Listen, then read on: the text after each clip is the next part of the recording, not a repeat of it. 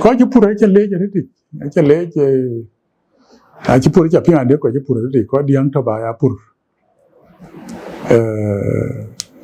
cô cho phiên ảnh đấy cái nông ở trên mà xem mai bên cái rạp tháo thì là ăn thọ su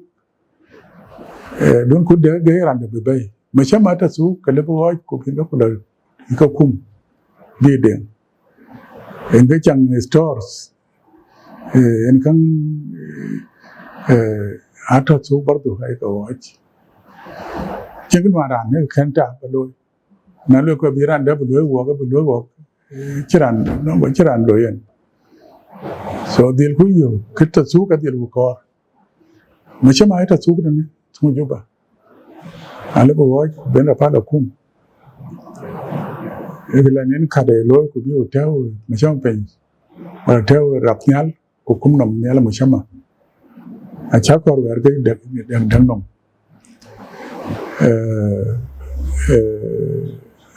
điện cái này thêm rap chú yếu cái này relation có thể bài thêm rap có thể mà điện ai đặt vì là vì kháng liệt thêm cả nếu cái thêm mới về cái quan cái vô dụng cái này có ở bên cái chân mar ai có áp lực rap một tiếng gì rau như thế mà cái này cái thêm rap bắt được đó en gay ko ila ta ke harvester ta su ga yo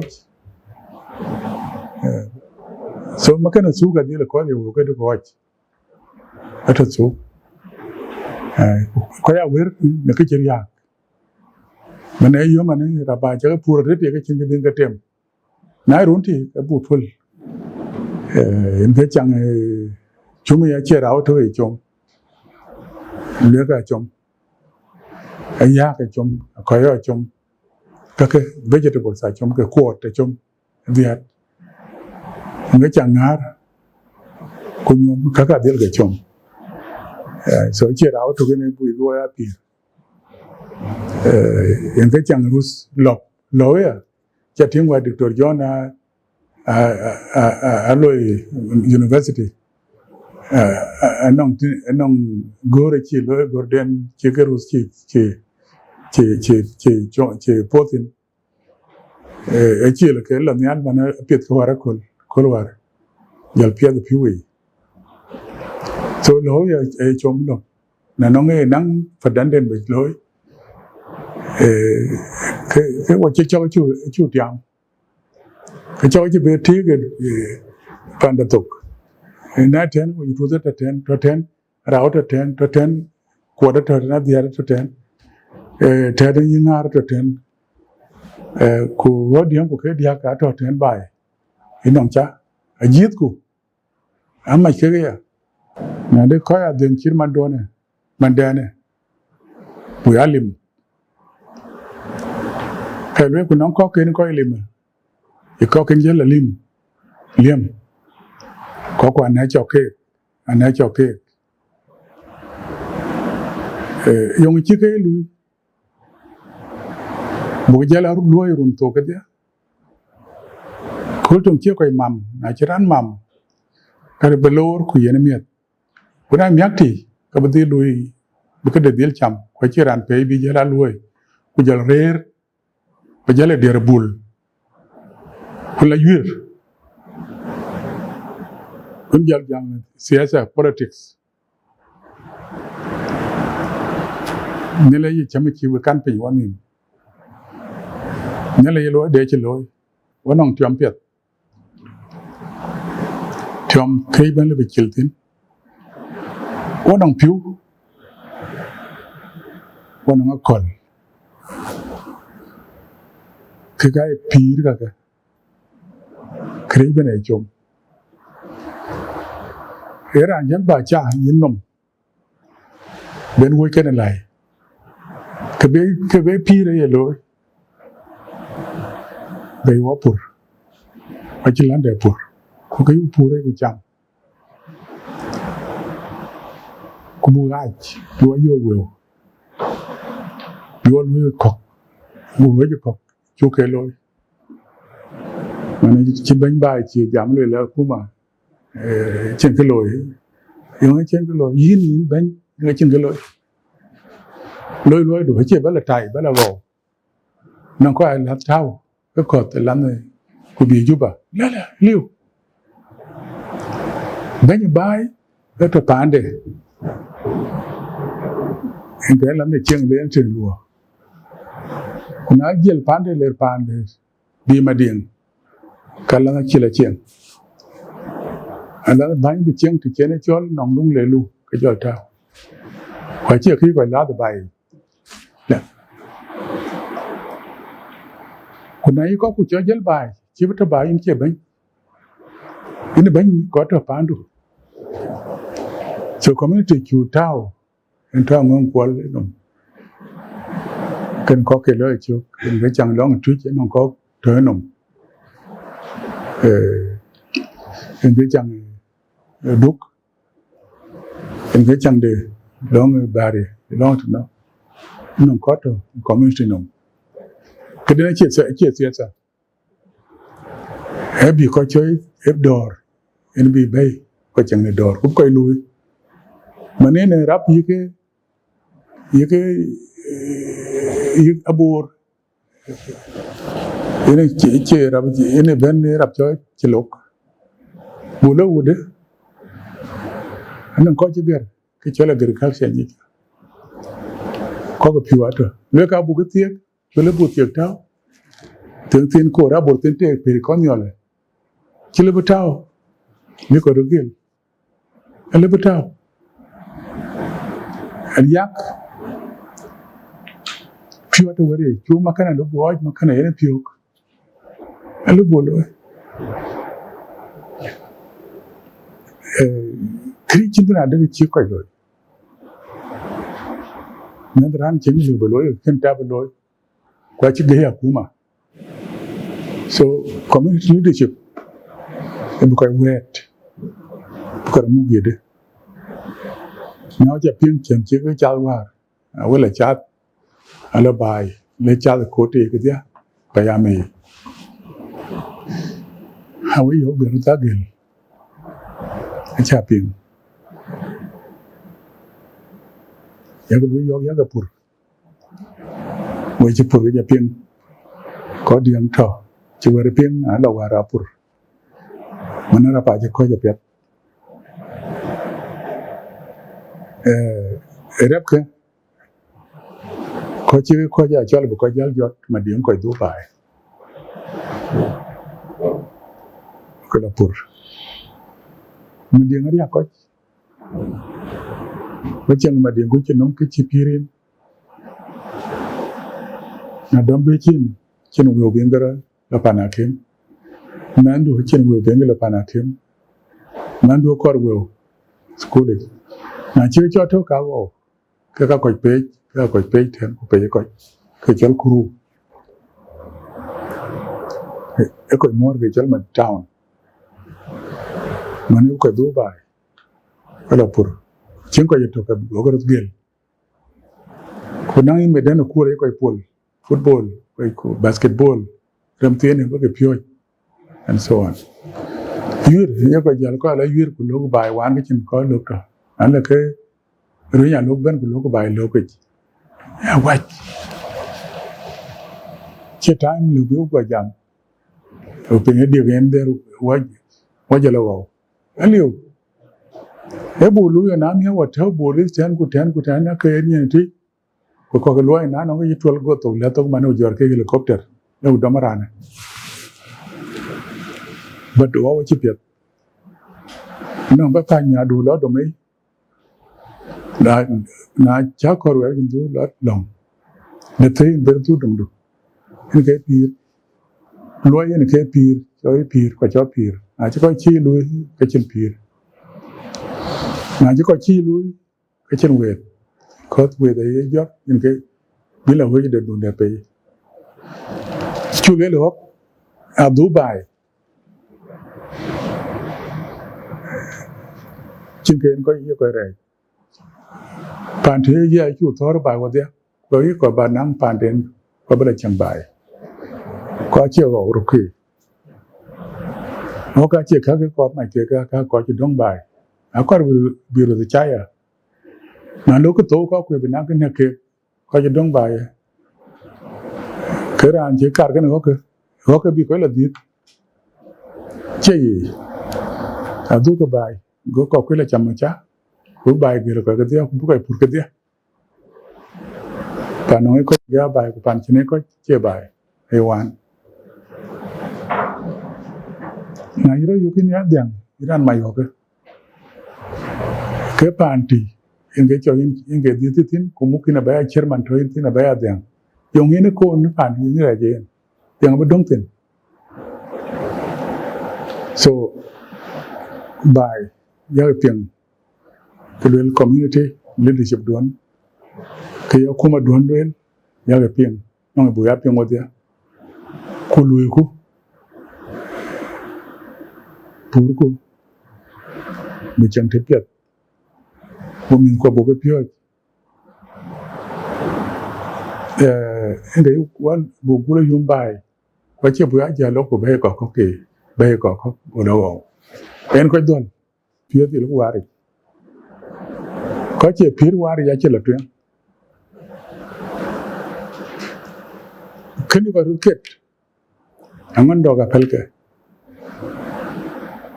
Chỉ khi đó thì ông giáo khác như bố cái này truy rằng có đúng ông thế của why want to why got to why cái sao nói therefore why brother and sister to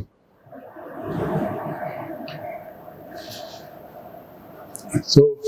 anh nói cái điều nhớ chừng chẳng đòi là chẳng có đòi cái coi lui chẳng cái biết coi bà bố cọp so lời cũng như của bạn à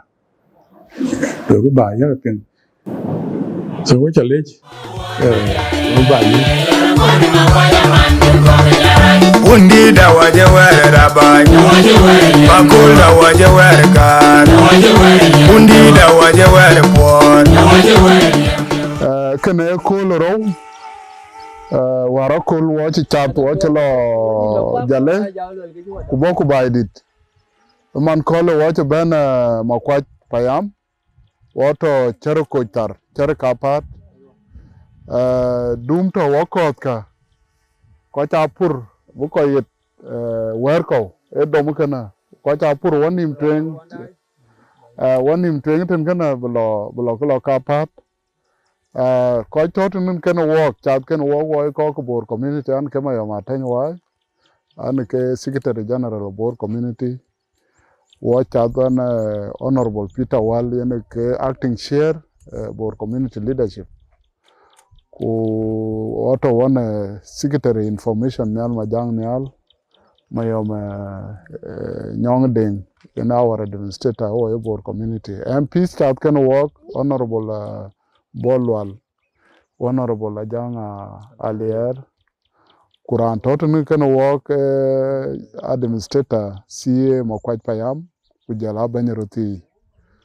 ke abe langwer ke abe jamaret manan bu fursa ba gama honorable Peter Wall today what makwaj payam most of your coach your government taban ko ju ja pur long at do pur wer ko ja jalobi na bo town from here ngor kamay this is a junction makwaj to what ngadi kapat fa sa chare chataro ra chara to ja se tem ko ja la pur la twen la chien fa e nyot runi por apet chuman rabalo ko space masa puro runa wer kere runwar fa kene ke kar ba ngadi ba vi ko kwan ta er bi nyich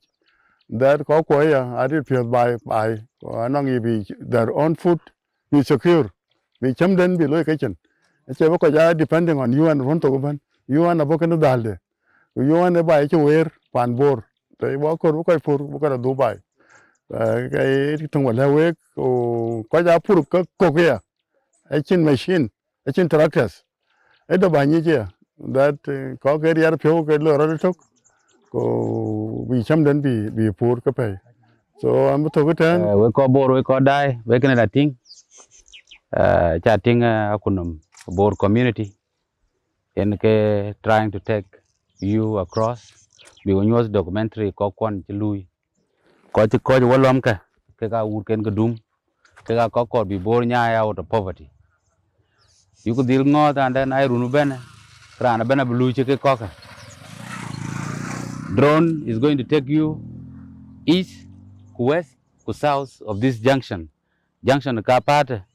ke chara to chokana ka ba tik di ken ko purtin ko wara kol ko bu ko tura bu ko lo so ci ngir kar balwel ran en ko bu lej e motin pan bor with these difficulties ke chok ku jala insecurity che ke chir ke chi loy so bagating ku dial ke tem especially we ko ka er ade ran den to bay next year ke bu dil kwon be panda be cheng panda badang ke cham ki ran bor ye loy ke pur pande we cha ke lej Ani ran chola changa peja nyes. Ana dimsete de makwaj payam. Yen ke koi water ne makwaj. Yellen chi ko kwa loy war runi. Ko kwa pur. Man chi ga pur. Ko ka to wer ko ka to kapat. Ko ka to makwaj ko ja pur. En ke chok de ne ke bolok wa to de chenil Madina ke ga pur ne. Ke ga pur junction de kapat. Mane pire rune achi be cher pire run kolon ke wajan wane ke atere tes kaliu ko ya puru ke nyol ba chin por ko ya puru ke nyol mane ke yu jal kor ke wa ko bijalo ba ay run bene we ko to ayer run bene ko wa kwani wa binom terekta bilu bu ko la pur bu ko la bay mane ya lera ya runi ko rumbo ayugo lel we ko to diaspora wodia we mi bor county ba wodi ba wa kon buruti bila bay kuna ya runu ben ko ya bila bay ga dia bay bila pur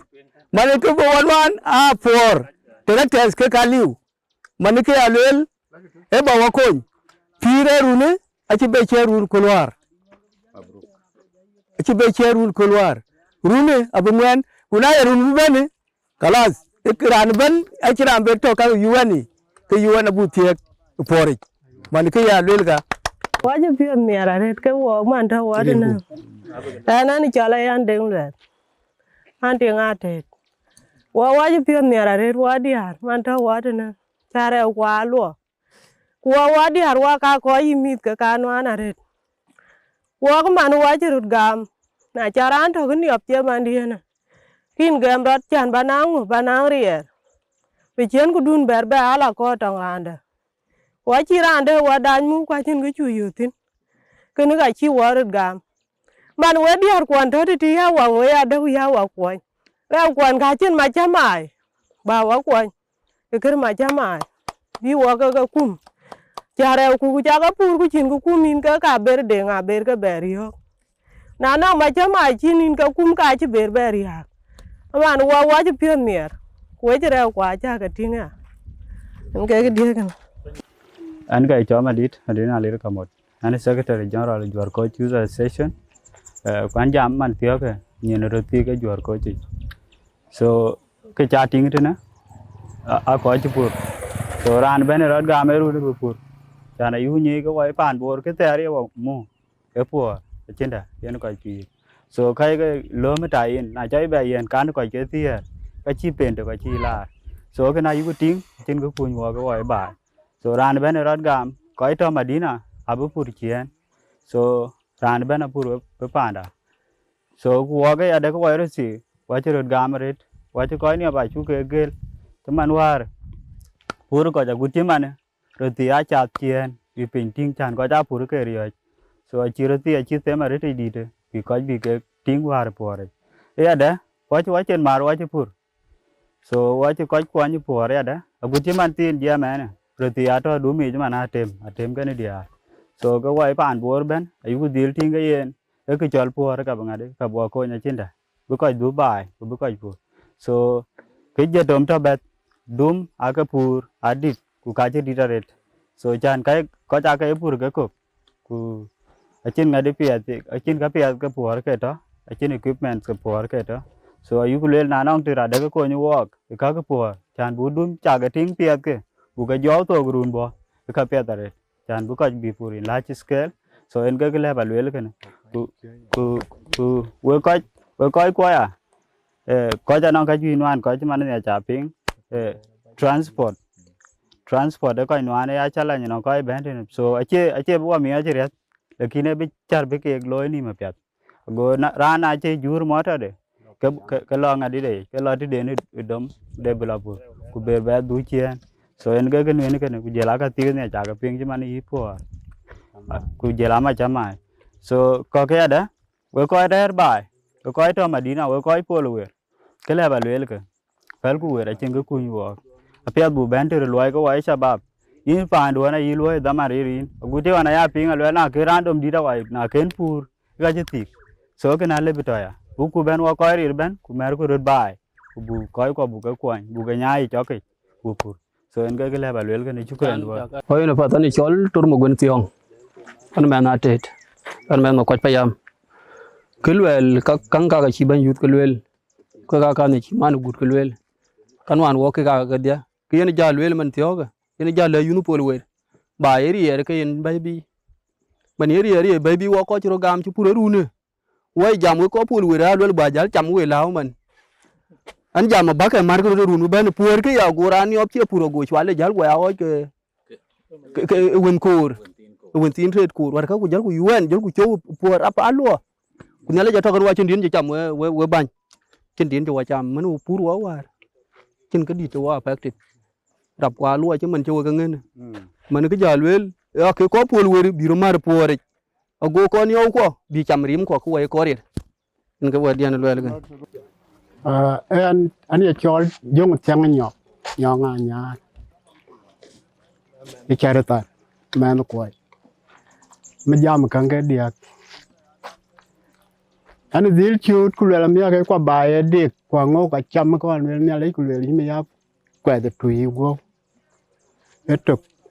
kero anangri yer ko ko wa dong e bitawa yu len ker pi wa wat ya wa de piu pin man ni wa de piu pin wa yu ko ngo ba wa kon to ke ni a chelwel ma chamai ku yu ku kar ku yu ru choi pan to ku e tam ge ken ba wa kon ma chamai ker yun to dumuna war ba ta char a che ke jamen ke kor bi ya cham lu ku loy ku pen ge tui den alen ku sale ka pel ke ana kin ke dit ba le ker dong ge gan ka wel an jam ko dai e bol wal mayen can is a return visit of the program phase 2 ko to watin but we are delighted ashan the fruits achukating of this program for chikoipur encouraging arete so we are conscious irane pane ayoko dwelu merot wherever you are amyarku aguten ko to we have recognized why ni kichin wo chiwo go ko akar ka ba diti ku kunyi ni ran ko ni aba lwela la ran bena nong nom tade ku kira ya lweli nguyelo your time I think it cannot be a philosophy ala each and every one of us in get it all thing bakabedum bi ayi e koku yen ke yin mana de ke yin che ya existing ke yin ran chol ngak at a given time so ke chi ko kwa loy wa lo ra bu na nga yang cha wa nim independent South Sudan amyarku it was a tong ukana chi jal benene ka national building ache yen be wa be jal be good so iran ga tindu gam yen ke ne yin bae ku le bu ku chen wa dia ai bu bae bi yik anong lo kanong ke yu mane at the airport wa ko lo in the at the airport where are you from I'm coming from Republic of South Sudan. People look at the map and you look for it. Achan, you are very proud to tell your particulars. And I'm very proud of his own place, of his own area. So, poverty. I say any day, Tongo was defeated. And poverty a part of our national marginalization. While you are so Biden. I will call you put in. You have actually proved the Jalaba wrong. While you get Yamula Baba, la mood, in a Purin Mania Jalaba, she walk. So, we caught her. This is the message. We come back to our own land. Thank you. Undi da waje were rabai, bakul da waje were kar, undi da waje were por, nyan ya tinge elejikai, nyan ya tinge le ya mabor, nyan ya tinge elejikai.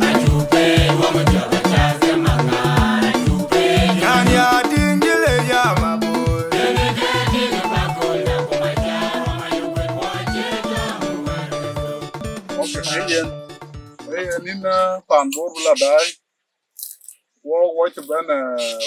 walk community, watch a banner charate, in a charalama quite. Yen do mark a put charter, love law, Pircol one. The love Mokajana dark to court, the Kajapura Rita room. Video kana a dom drone. Balawan. Round of Alcuta and then Ben Visuae. Pan Borbala Dai Jamot, Harry in Chan, Kebula Yangi, and if you got Visuae board and walk a jello at the Buelle, Lobu by this. Walk a band of Payaman. What up to call one? Dia Deutsche Kupping, Dharma Quack. Yen where Rabba Chauba, which Rabbi Chagrin. We call you, Bluffing. I will go to abroad. Koto came in. Back by Bapu. The Maneko Purka. Quite a Purka, and I took a car lady, Loichi Loy. Call Copo. Finia dummy. Yella Ungali. The Koi go Hele. Ay ulo ko po waro ko yo pal ke chamu ngali chane ko yen pura ba rapa ke li man kirap to ay ate ko po pal ke ngali purao ke por grao purao ka be ke bi to ko bu ke ga ke nyen ga ke te ki le ya re chin ko ko polo we chin ko ko ko we ko yu to yu le ke tom chi ko pura ju ko yu le na e dor Tapi mau kuat beder, cuman warakul cie wala baidi, buku baidi, mana ini ya kotek, mana ini hit kuat apa yang baidi, buku juga tu baca lagi, perahu elok ke cian, so you will min kamu kuat, tu gue lihat,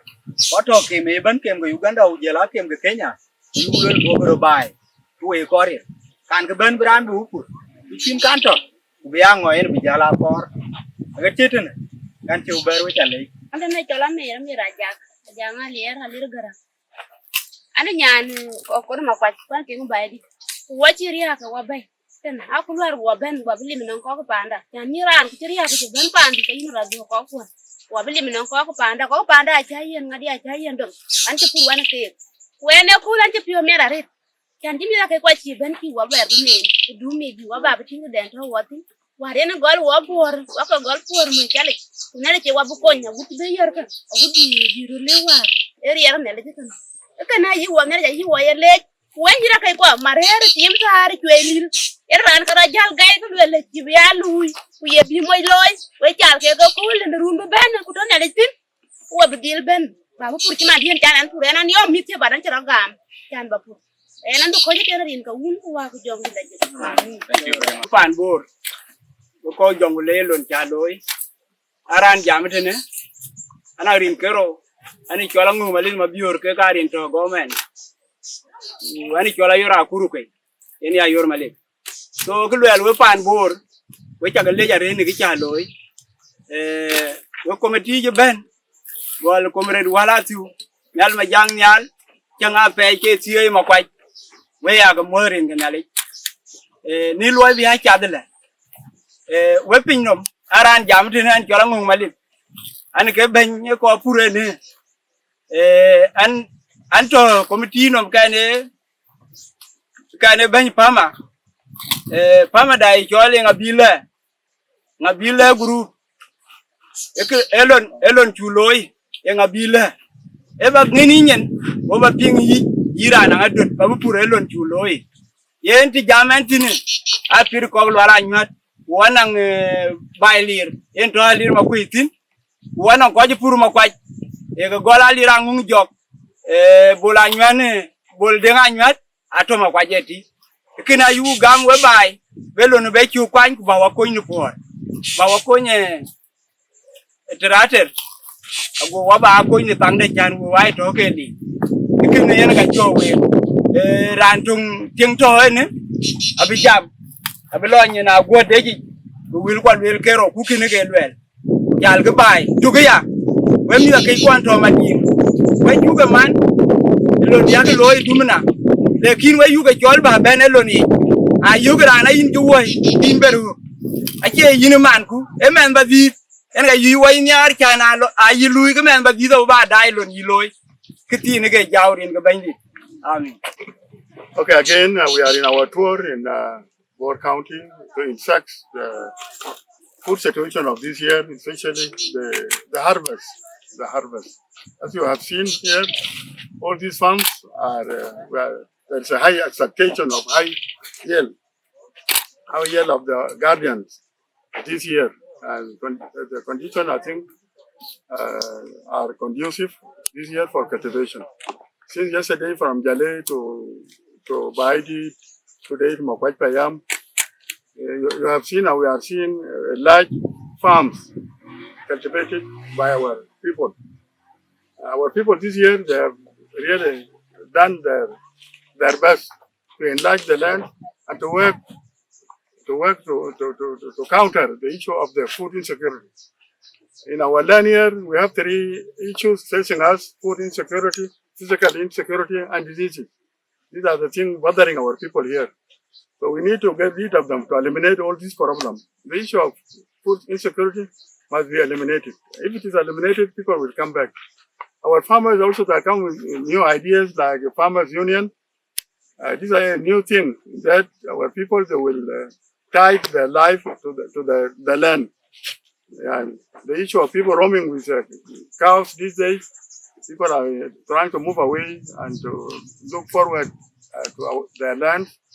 so that they produce. Not imported, not international assistance, food assistance. This for you, and our people in the diaspora outside the area should support this initiative of farming. Farming is the only way forward. And thank you very much.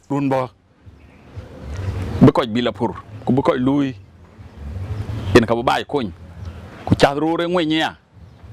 Manira and Chiloir, Canin Gel, Pinedi Kotapur, Nangi Badil Duchen, in Chilo Panelagin, in Chilo displaced camps, in Chilono, Changaya by area, Kulu, Kugo Badigalamia, Edigman, one on appeal, we walk a york, we walk one on Badil Duchen. Ku Iran Kelu, good one, you walk or and I check it.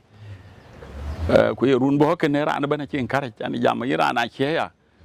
In the merit, Cotabla Louis could be by with whopping, because chang a door.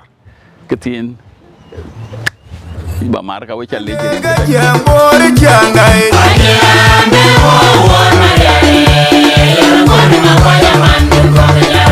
Undi da waje were rabai, bakul da waje were kan, undi da waje were pon. We mit bor, we kobla dai, we kenengin, man kole.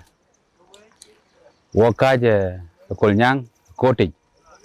We jira baca keting, koto koti cina, anang koto to Sultan ato,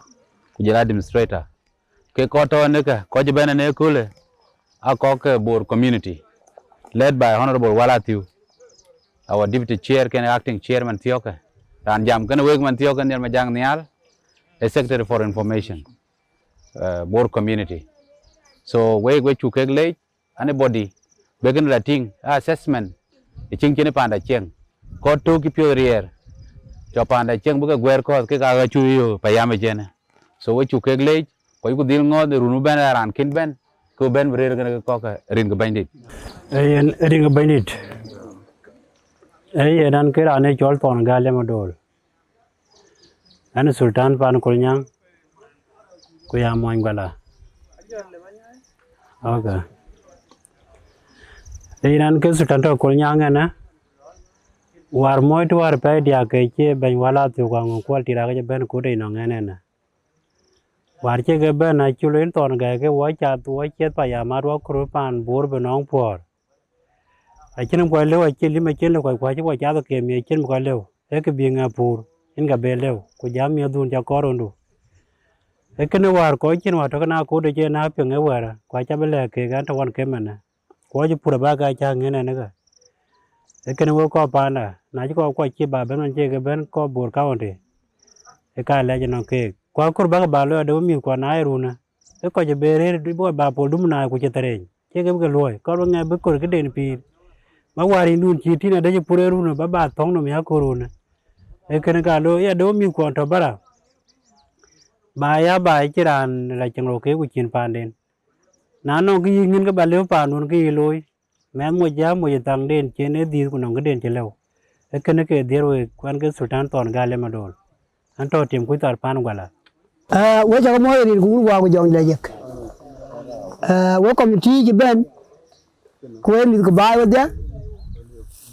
wo ni ba dia il kel de ko war bi wo ga yu ka nan du bi ka ji du total ana ne chol jel shoy gai al ka bu ma dum seta ke biya ne e jor nya le ba ga yi man maktaba bu tawati ina honorable maktaba bu tawati biyeti maktaba ta payam biyeti man so kana yen ka wacha bo ato ne wan sultan to ne gai ga ne er jong garang che ko ko pur yen ke chora le le ke chora chol nyong a ler yen ke chora chol jong garang ke chora chol kuin de malwil hol ko ga dia ke ship ka dia a pur ne ka dia man yen yu ngo da ri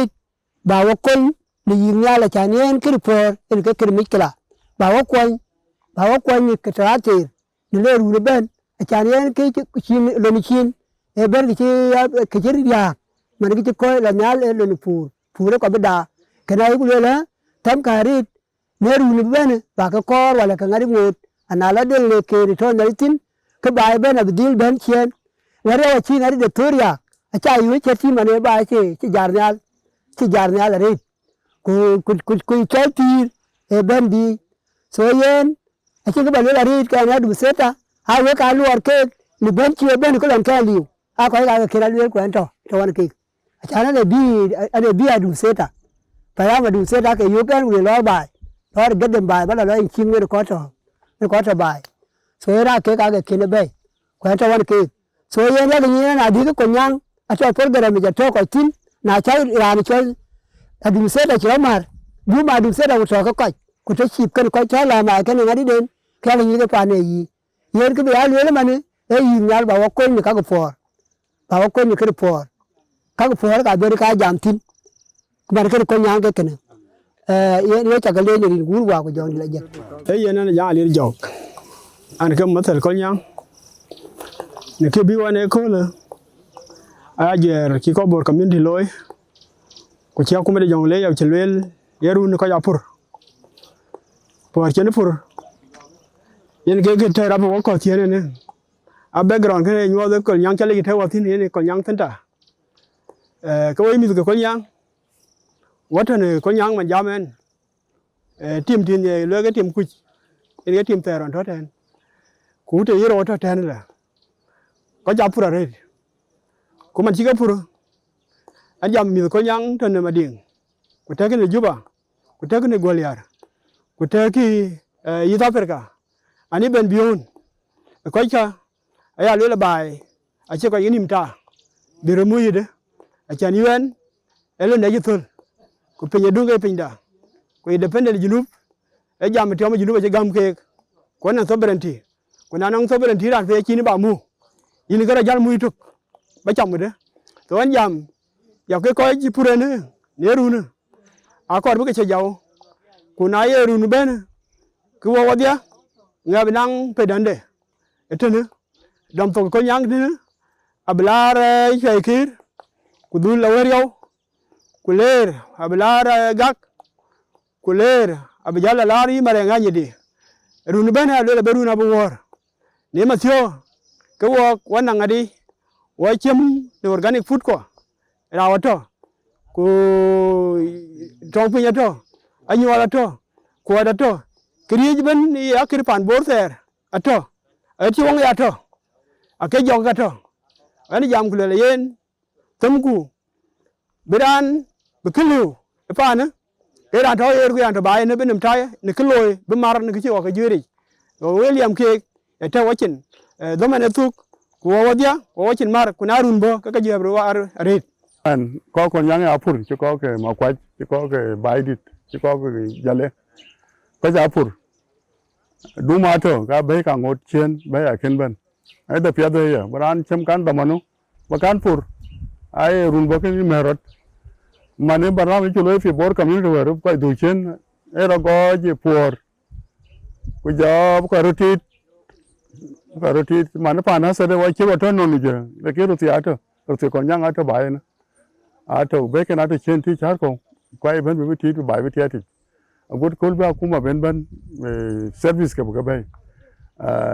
fa wa mit fiat ko kon yang apuria sura je ba kala ting a chu ga dom ben arial ngadi photo sa to ale rut aba kala ping ke ba chelo mi kon yang to e ru ko pingan kwan ke pandon kwan ke ru ti to bay na kwan ke ban to bay na we nang budwa we nang ria ru ya na sa a chi tractor sa go war go la wo pe ko to ngadi bu mai je na tractor ba ho ma dore jai ke group farming lo rot ke ru ti ka ke a jo go lu ke group ala bi dung di ra bi ko pur bi ke jate ti ke pur a mi ko kwan kon ba lu bu ko kon ke tam ke bu ko kon ko ya ta ba ko ya ri fiat man fa ke tin ba ngadi ba la we ku report ku bo ba je ban abu ja ba la we ni ga ban le ruon to asan project ta runu ba ban ka ke bo ke tin ngu bo le run bo ke na ka runu ban a che ka runu e forward buruti bi ruti run ba mungkin ka tan mi abu ga ja lo ida yi so ko li piu yi ko liu abu ka martin kene ka ba so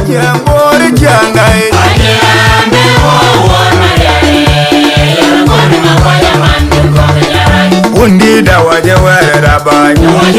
bakul da waje were kan undi da waje were por Ndara jol ton wal ngani an kay chairman ko nyang payam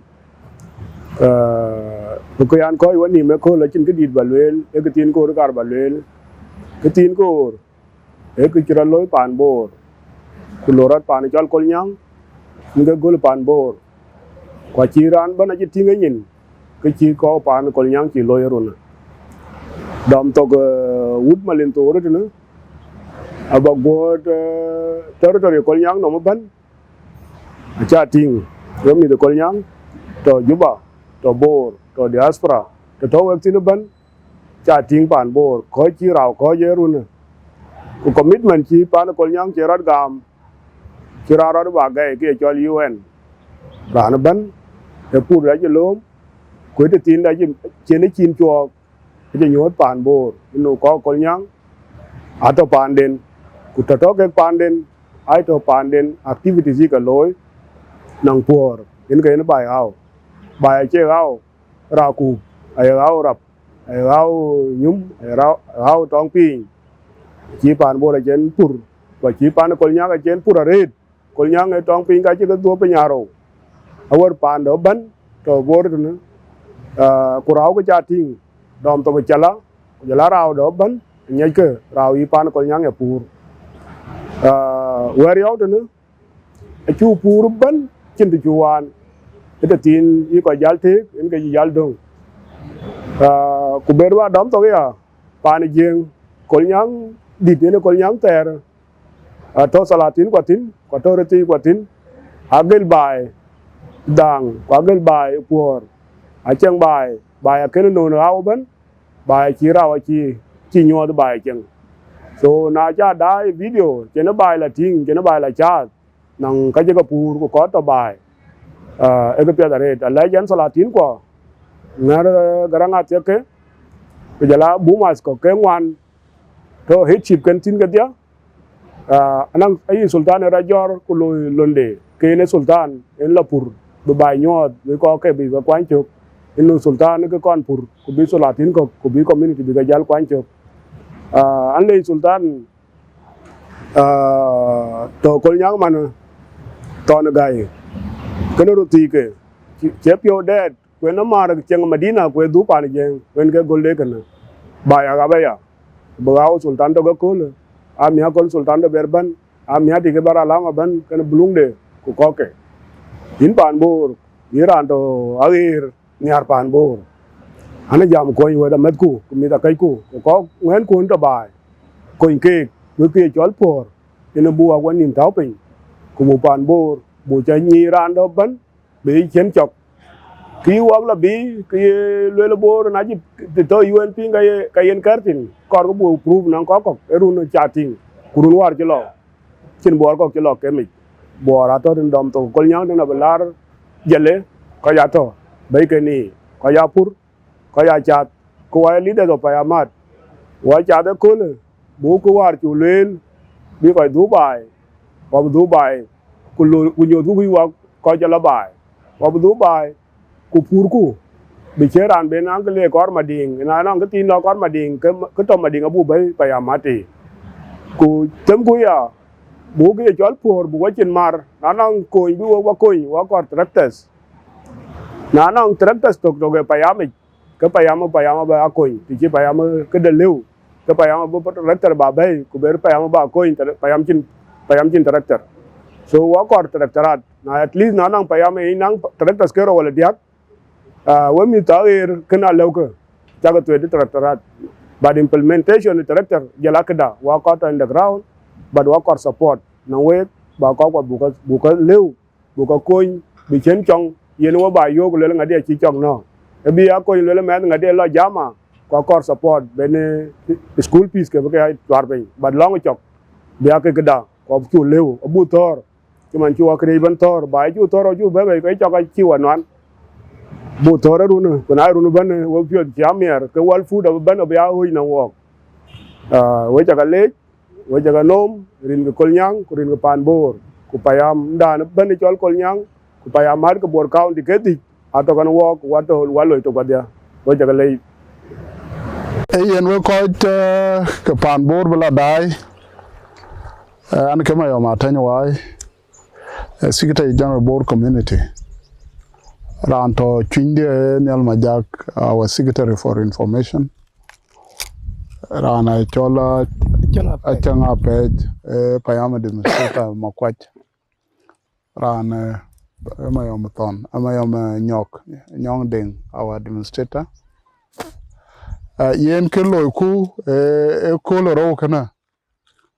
Koloro, what you got on your Makwach. Kuloku Kolnyang. What home and anyidi. Kato wakot kai doom. Kichad walk am by. We chu lel war moy. Wagul a poor doom.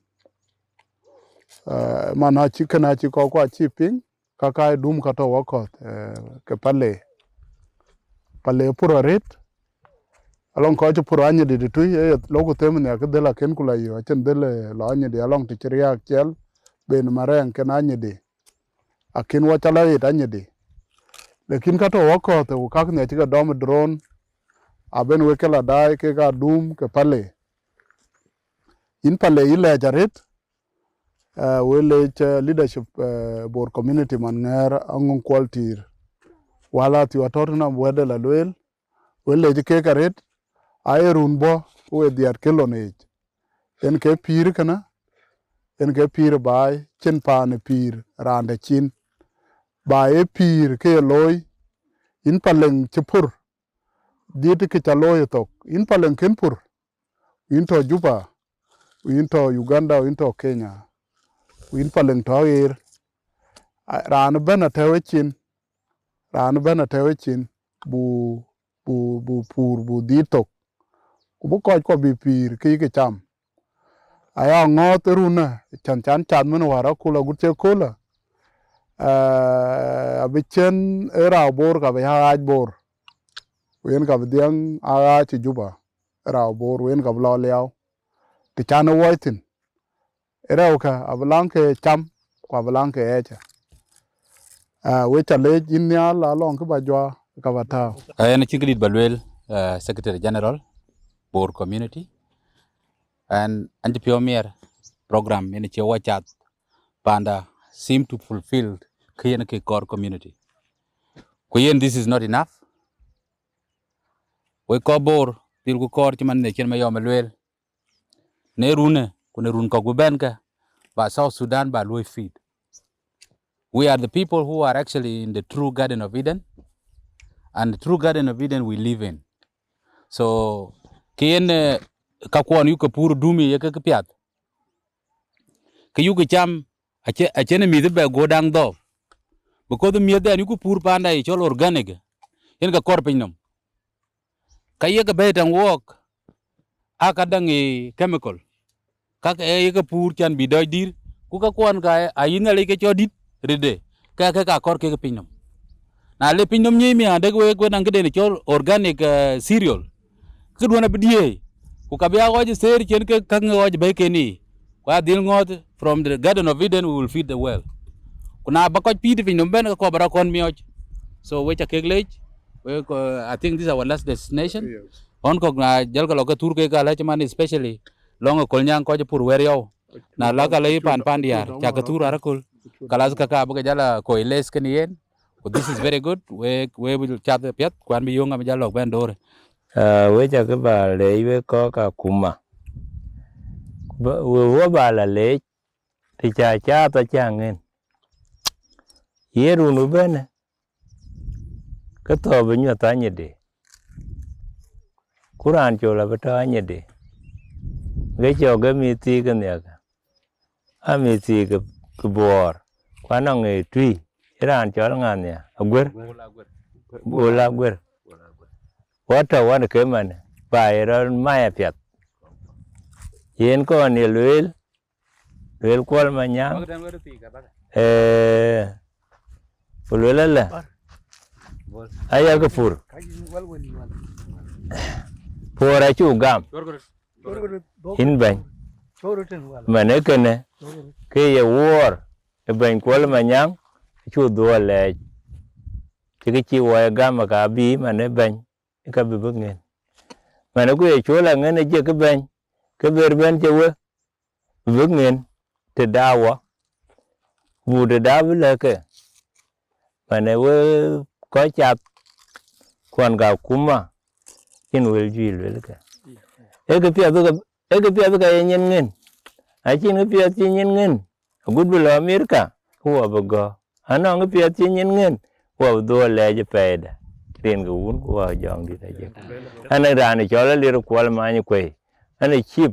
beta nyede payam we cha ke be le ku an le nya le cha nya le ne pan bur cái nhìn qua như có cái ran ấy về ba cái anh giàu nya le pan bur nhìn qua như có cái cho cái chứ cái ở trên thực kia em đã queer pin của cái trên thực kia em đã đúng tin hay quá mình thiếu cái cô em nhìn quan chụp piế với lại chụp cái chia đi vô pan đuôn chạp cũng bị vô pan đuôn biểu honorable ela benager honorable ela dier pandin ka kin jam rel bearan bea kawaja en kemia ka kin ka chat ken ke ka argam nyal ni pan bur a biyo ke ku ka biyo we ka chi ben gelwel a piat Jacob alir kwal mai na to ke malanga yuen ela na kuma bornum ku ya kuma jangule waler ben Jacob aler yen kata na nyidi ne man tiyo kyarwo ke lo ni man kole ayukulwel wula ka we mi ka pan bor ta bara kuta ke te ne on ka kuma na ngon riri ka yen go ka pan won kwon tiyo ko chir gam ka abi ne le kun chen pan bor kun na mer ga pyo ga ki lo ko diang ta bor ka to man che man mi ka ngai nye belde man ku ngai chem chin a che bela kwa nya ngade nam ku chan wa ta ke ni ku cha nyar ku mi kon ta bara ku gam ru che man mi kon che ben chin ne ga nyen lai duan ka chukron ku nyale che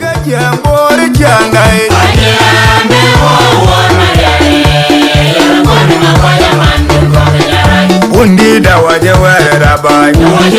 bakul da waje were kan, undi da waje were pon. Ay anu ko da da kana arin ja bagalwela ni chol jong re ma kol an ke chairman da ni community ke je mo tin ke pan bor county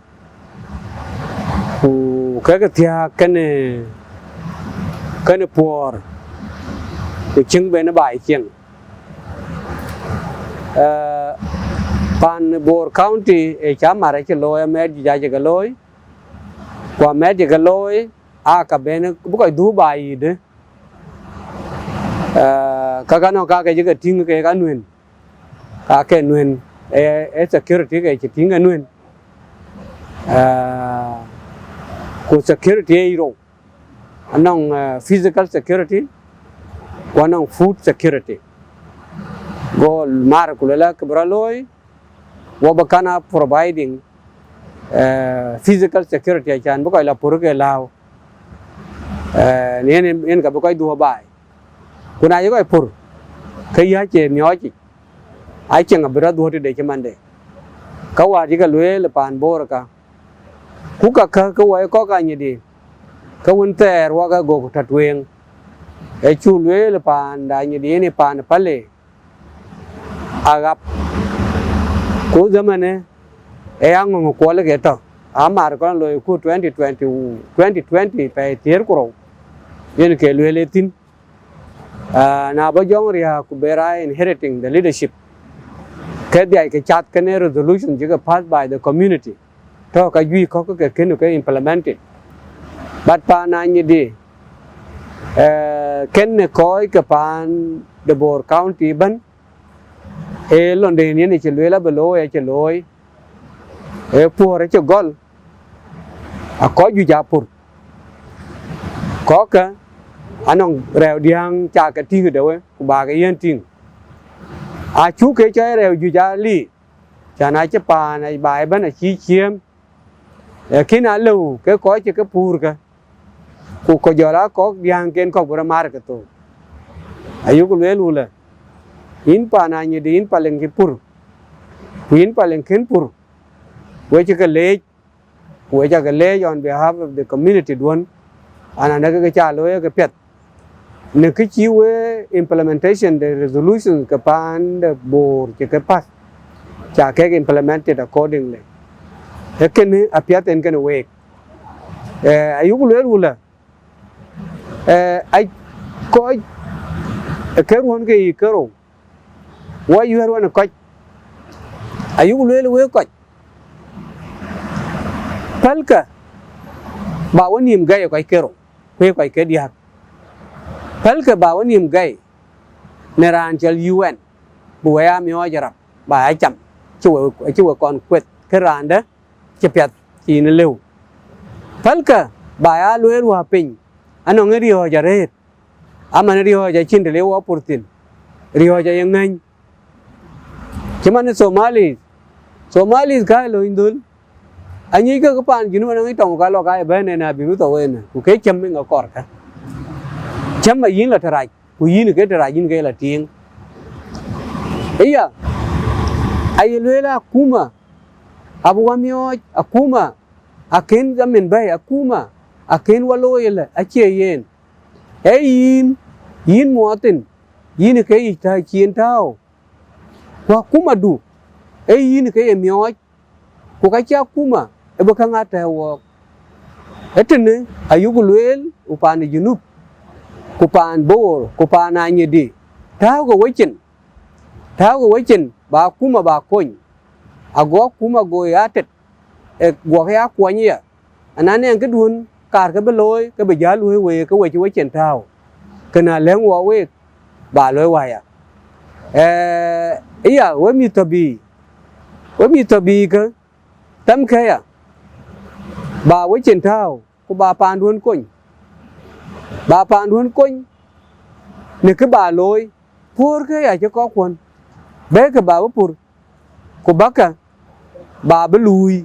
cô ná này cái đuôn chạy à lôi cái chuyện cái bên này tí yên mà bị ai yên về yên bà bị ai gam coi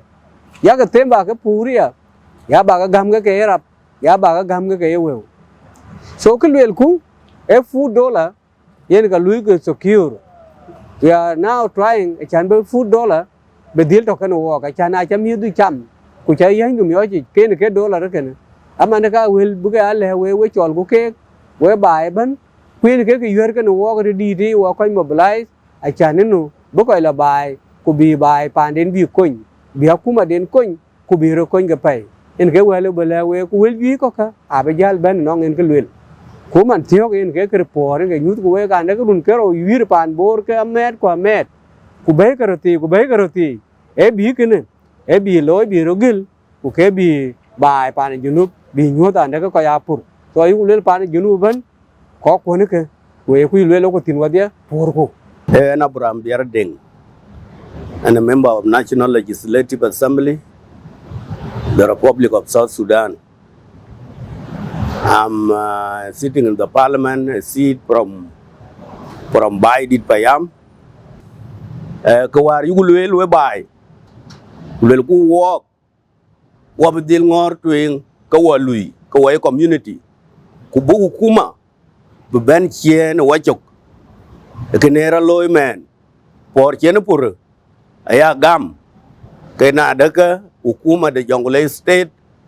abe idara ablo le payam de baidit ku ablo le payam de jale abrinang police abnang sujun abnang idara so that be loy kene beto today kawari lwel twing lwela walk ko cha bu ko kur bu koy lo a chi community a chi loy apetasa ku ka lechen ko to Australia pya lana de kayen ko cha be mi en ga bu ko chol en ga bu ko chol chen akuma blatin mane we ko to Australia alwela moko wechin tin ku jwakke ke cha loy jwakke ya lwelo ko to America ko kwonto diaspora the USA anaben Canada jwakke ache Biden only kwache jalay only kwache mokwaj only kwache anyidi only kwache kolnyang only I walk what there walk a watching mar ku kriye bana ko resources ku ke ko mangin bu ken bi ga baby ku choga cholo man tio aya dil gam na run bu ben ka hukuma abloy da abloya lo role dia kan ji pio miara la role dia kan MP is to mobilize the government and make this report le hukuma bunu ko ka abaga dil koñ achan bi loy ko to diaspora pi America pi Australia abaga dil appreciated na kuma ku the community kene alwel en ge loy ben wala twenga ya ku nyal ndal le ku achan yen achi dit achi nyai adida kin cham nrap we chakale we ko ka assessment we ko ko bor community mo ku tin ku nyal ya beto kana we ku nyal ya beto ko in diaspora kole pa in di penitier runu bot ka ro ku tero ku diak kol pe daret nong pan bo của chứ pio mía ra đấy cái lối leadership community của bộ county nghe ruan mấy cái đại director ông quality cái luyện của cứ lệ cái waar chứ nó coi là bài bố coi là pur của bố coi rồi duy chẳng bố bài với là gạo cái này rồi lối có giao pur của ra vào coi cả tem kê cái bàn rồi có chú pur thì cái biểu rít waar chứ nghe của mấy cái rioj jur waar coi nghe adum ken pur dum ke na ko mana bating a chen ko community a cha ku ka chi dom a le ku we mi to pan bor ko to juba ko to so Sudan ku jo la we mi ko pan bor to air to America ku Australia ku Canada ku Europe yu ku le we mi ta kai ko pan bor e chi ti ai war ku ki cho ti e trong đi đoạt tar ở trên cái này gió pan bor Iran cái lo trong Yemen cái gió Yewon Yengoban na war cái pan dari ha orun te dongan ko to go ko tiewei berberia alfen ku tier ku diak go ko be tiewei man ko ato be ke dia Uganda ku Kenya ku an ko agu chi Sudan war ke beria cái chi community lối ở cái phía tây của các nhà cũ bố coi qua bị đục bài bên bay của mình trên bài bên bay có bố tè war à cái ngay cái pir cái bù phù ra ngon đấy uống đến bữa mai của thọ đến bữa mai của mít với cái là có rồi cái nào có của bù bè đó à chan chú bù bè alim chú bù bè ami ở UN chú aku mà bè áo orgo à chan aku mà Iran mà nên cái luyện của có quả đúng mà cha cái tin của có chứ puru mà na lo có bè cái lo có như thế mà rap mà nó có trò chú bà non cái ngoan we nhìn pin lá cái bor bà có lo có như thế mà rap của bên nghe bà cùng đẹp là bà cùng đẹp là tiếng nông của bên cái đền chèm phải là hiểu mà nó bay à có bên nó quẹt xin cái gì giá đúng nó chui vô cái đấy chứ mát có ý điang chứ puru cái cục đúng cái na lúa của cả kiến hoán chú trả cái này cái lôi có chứ tarat chỉ cái yêu các cái phùa đúng chú trả chỉ cái phùa mà nó ra phán hoàn có chứ thêm có bữa thêm hai liều cái gì lên cái này xây có bữa đúng quả thêm đúng mà lúa của có thêm cái liều so cứ cỏ cú run bị bên với mi quả trà bì bảo với trên doar của các cỏ bị coi nắng thằng caro cái này có pur có đúng gì cái có pur hết tục đã non coi quả mà này cái có quả ta đúng mà ba cái tiếng của chú pion mẹ ra hết của nãy run bị bên cái đúng gì giả với cái pur có giả với lo bài của tụ cụ là với cái liêu của bay cả kem với chả cái lê ya le je non koy dir ka community de an bor ku jala members kon ka balaman ku banga bay te non bor county e ban wo cha ga moziren ka bandit ka dero wo koy be kan la ting ka gol ku wara kul ne jale lar bu ban bay dit ku ka chu ba gol ne man kole e payam da makwaj anye de ku jola kol nyang ke chel woti ne e ke chiralwel ne kolwar pene diak wo ke message chu yan community da bayinu ko ja gwer bay enaran bi jamene ani chol malanga yun mayan ani paramount chief of Bor County yene ke mansaba dia kana ne mane ka kana da ka balawe ko e koy me jene we koy be kene lating ko wa ya bor wa kor bu pir teda mane ci duol yob akor ku bu dok bu ko jalu ne kachen ka ye walim te no munazamat bi koy kwon ci la ne hankok bi ka bay ago ka be apur koy walim ya te no kuma da benyin tit na motinin ko ne rioj manene cho security ne pongda chiek ka kero waliam ke tenon koy be kene lating chan wo che dak ne lim mete dite ami arku bu luine kere chienda jaman bi wo lating yenan je ko jiten. This is our last leg, the last tour. Chua pan bo chua I chat it. Go ko ni jale ngadi jale payam, pai di payam. And today ma kwaj payam, manye di payam and konyang payam. Kere yi ko loy ku ten bu ba chat ku bu assessment bu loy. Ngadi tonko situation. Tawman ku situation to war moy. Ko wo yi ko bu loy ba yene. Banami da ko ta fi bor community. Ebu nang bukai do bay. This roof by any situation by buar bukai do by. Ta kachi by log rio wer ato anyu ke kanke dia ko ato. Kiti wer rio ranta wako ten pan rio. When ke ran mutam number 1 ti pol pan bor. Ako to wako. Kiti babu lai chuwer agi chira bor. Agi jora to cha jalwar kan joti. Be beken be ko poli. Ja chok bar tinia ana bor runa bori nang chok chao ke nia ko twan ko to guro ke chao ke nien chel cho ba cha te rune ke na bor total ke na bor aliu mana ri ai ja le be ja le ku le ban ri dai la tiji mana jal ba ne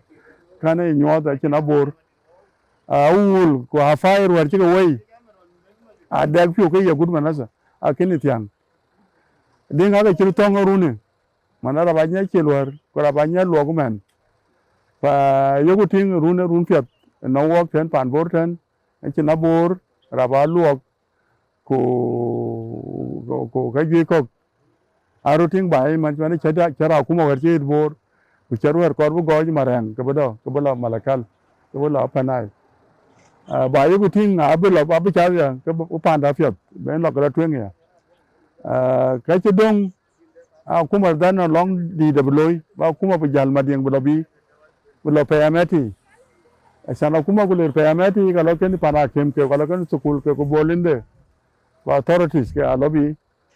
mane bu jaba tem wana kuma da junub wa kuma jangule non kiriya nyedi i makwaj i baidi di jale ha kuma bulatin yana ka raba ya naja a ce raba naja ko ji auban abudu beken ni siyasa kuma junub yuan ga tik disfelis kama tik to kemo world food program ye tek anye juba POC wa to ko tin ko ka panal anye ke ko ka panal war ko jongole to pi Victoria ye wor anye ke mananga du pande ko kuma nang ipio ya binang intikabat a chile ko lo ko liu bekeni do ban ka dia I know that lazim badu pandun ye long intikabat bila kwen pandun ye long services ke ugala gamin pandun yene ka fa la balul runa piat ala bdia piat kan wo pan bor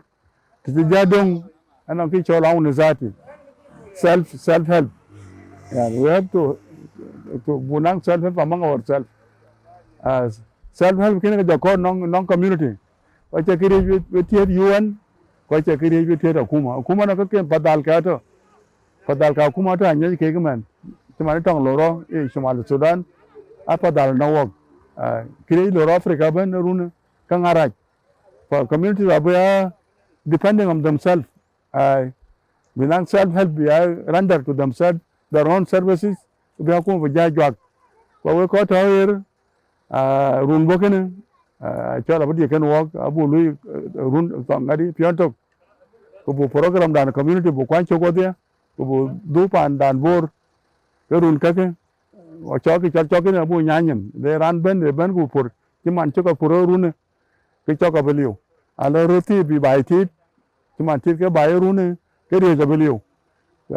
ke ja cho we ja ko kon communities kon at the level of the payam at the level of workon tangu ba kon mo na ni buma ran ben no buma de ran ben no ngadi de payam de apa counter jabentin ko ka ko musadat whether you use to bumati or you salatin to bumati whether services bagalo bumati ti manasa ye buma to ro tarakta de manasa ko lokal fur ma ke inta je jogi ye buma kul buma ro tarakta ke ngo ko banwan mo pinye ja ngadi ja te ko bi ko ja te pinya tek de ban ye bupon ka tek ye betem ke ra ka tek so ka ko apiat le ba le generally assessment to loy ba lo apiat wa ye ko ngawd run bo kene lon dan kene be jwa ko zurub ko abe ke tek